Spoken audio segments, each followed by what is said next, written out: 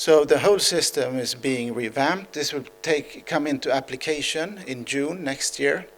And we at the agency, we are preparing for this. We are supporting member states, the Commission.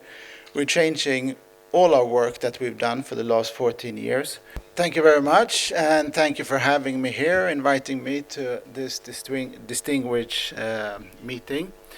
I had about 26 years of experience in this field now, and what we can see today is that migration, which is a powerful force, is now also powerful enough to change governments, and it's happening all the time.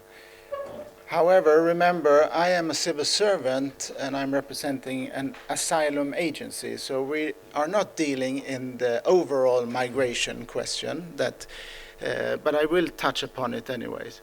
But let me start with just saying a few words on what this agency does. So we are supporting the member states of the EU.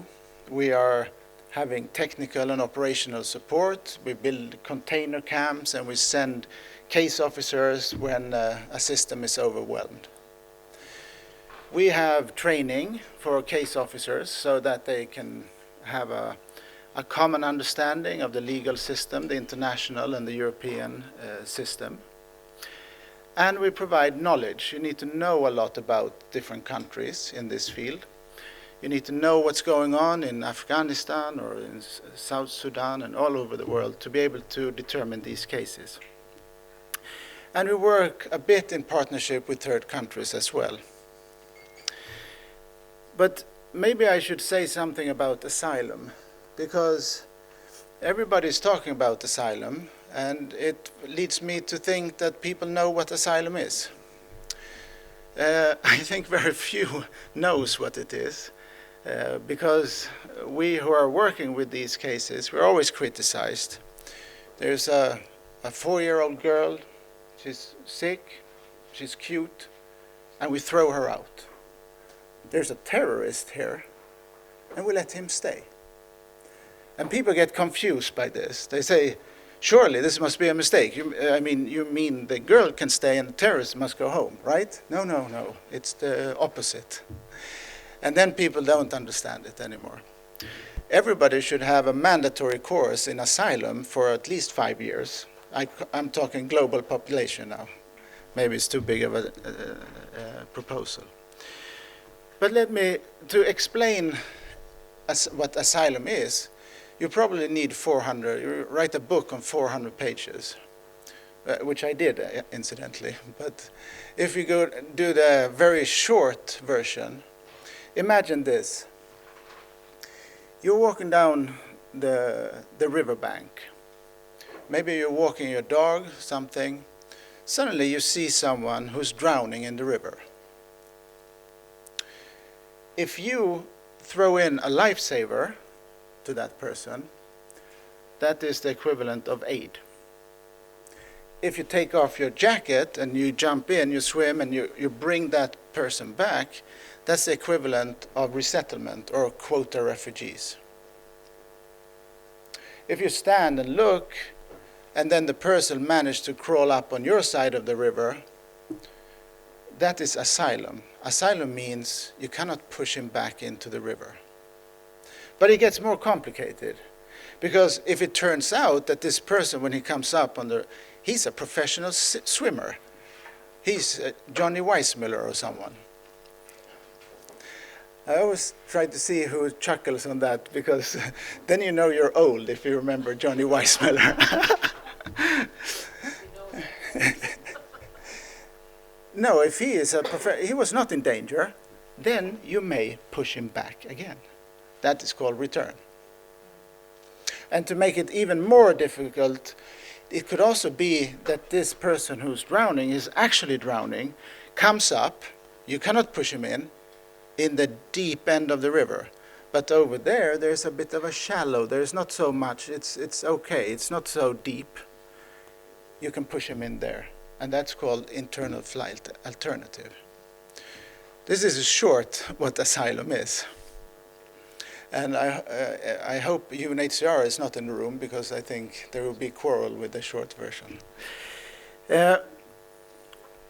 What we have been doing forever is tackling maybe an eternal problem in a temporary way. So if you look at it, if you want to look at it extensively, migration has always been around. Always. Man has always migrated for different reasons. Could be forced, could maybe famine or something, or you're curious, or you think it's better on the other side. You know, that we're talking about tens of thousands of years, hundreds of thousands probably. Yet, we still, when something happens, we tackle it very temporarily. And for as long as I've been working in this, because it goes up and down. More people coming, fewer people are coming, and then we attack that wave in a temporary way. And this is perhaps the most, this will not go away. This will be going on. What's happened is that back in the day, you couldn't move around the earth. Today you can. And that could happen very quickly, that a lot of people come at once. And I think it's deeply human to be afraid when there's big change. And when there's a lot of people coming from another country, a lot of people, they get scared. For us, in the civil service, I heard the distinguished speakers here, who has a bit of a broader viewpoint than me. But for us, it is to try to manage and maintain fair and proportionate systems. It's a very small task. I can't stand here and say this is how we should change the world. This is what we're tasked with. This is what we have to work with. And we're doing that. And let me give a couple of examples here that I think everybody remembers. So in 2015, the migration crisis. I mean, most people see it as a limited, there was the crisis of 15 because it has a name, but it had been going on since 2011 in that version. It was quite a slow development, and I'm talking specifically about Syria. It took years, and then there was a crescendo. And then all systems failed in Europe. Do we have any Greek colleagues with us? No? Then I'm free to talk. No, we supported Greece, of course, because that was the epicenter. But remember that in that year, Greece only had 13,000 asylum seekers, and Germany had 1.2 million. You won't find that in the statistics because they couldn't process all of them, so it was divided on 2 years, but they actually came in 15.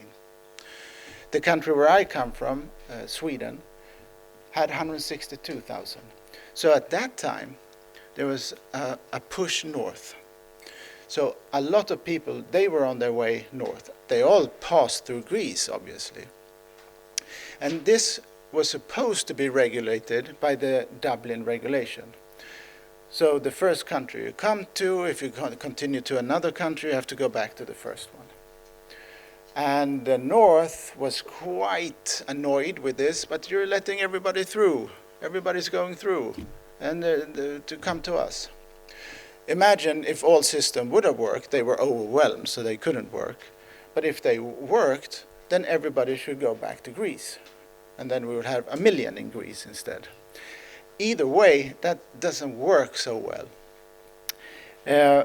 And that was... and the crisis management was basically getting accommodation. That was the thing.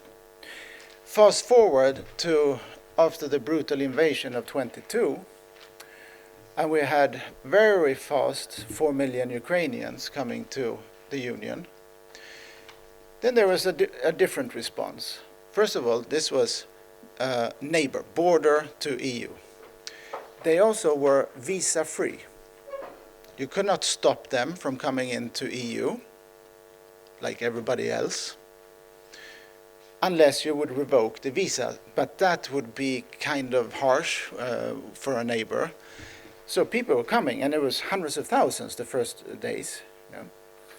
Then the response from the EU was quite different, and the Temporary Protection Directive came into force.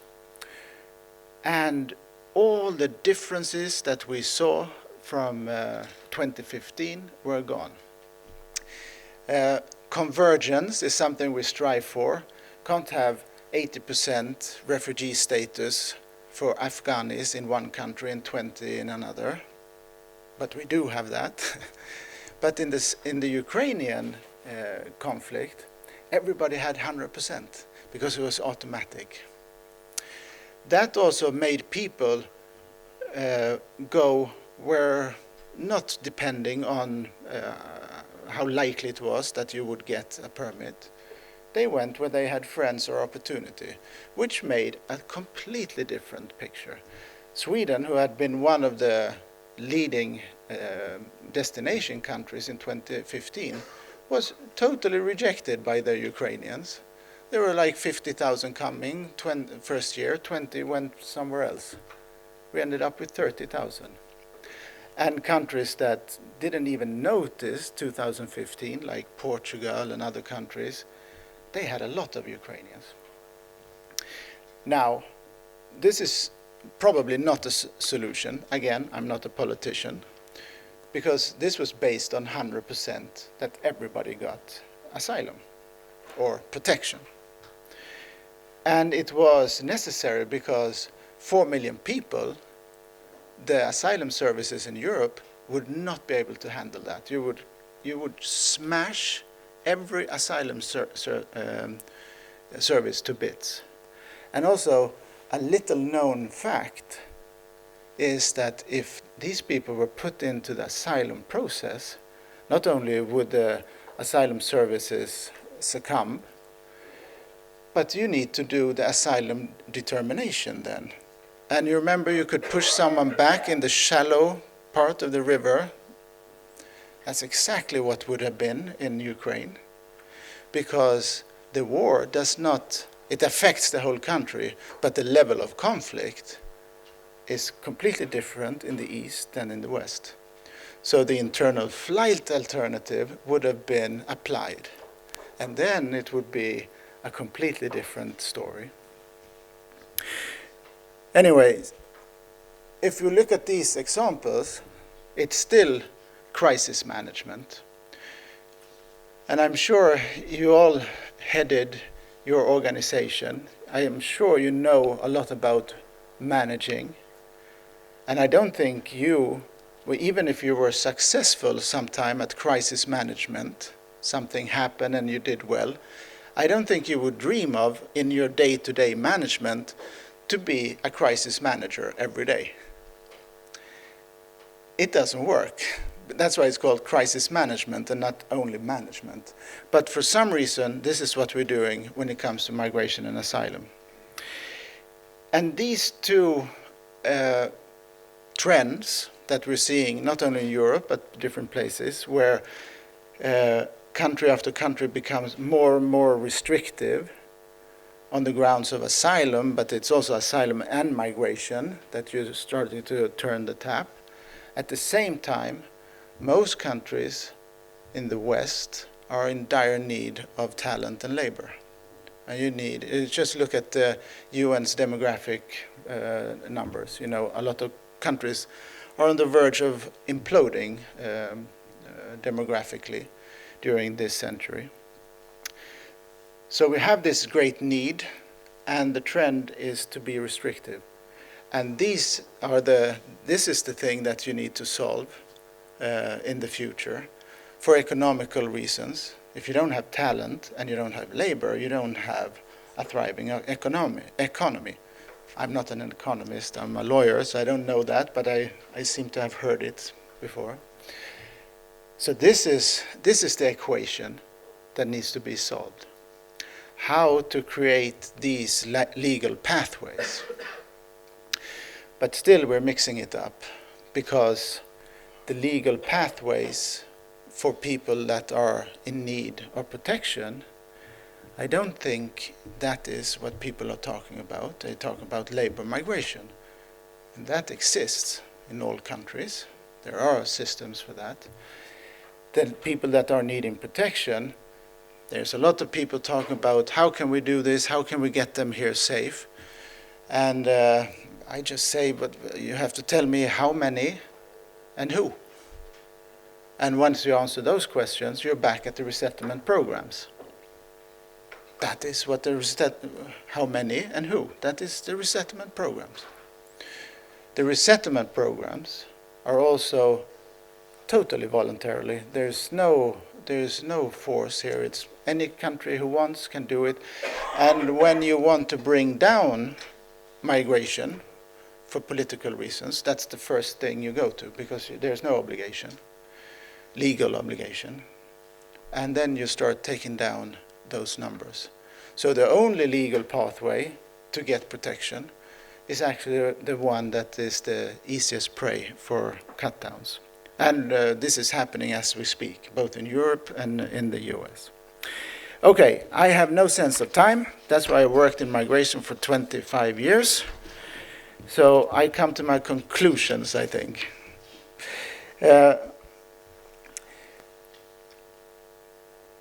We have now, since the last year, a new pact on asylum and migration in the EU. So the whole system is being revamped. This will come into application in June next year. And we at the agency, we are preparing for this. We are supporting member states, the Commission. We're changing all our work that we've done for the last 14 years to prepare for this. And what the pact can do is, it's not a solution either. It's like, I don't know if I'm supposed to say that, but new legislation is always hailed. Like, now took many years to negotiate this, and now it's going to happen. I don't think so. It takes a lot more. But we have a better shot at reaching convergence between the European member states, because that is something that really shakes the boat, rocks the boat. You know, why are they doing that? That's wrong. We're doing this, and that whole discussion. Also, it could stop the race to the bottom. Some member states, they made it so bad that nobody wanted to go there. Reception conditions and everything. And that is kind of, if you're good, you get many asylum seekers. If you're not good, you don't get so many. And that we need to alleviate.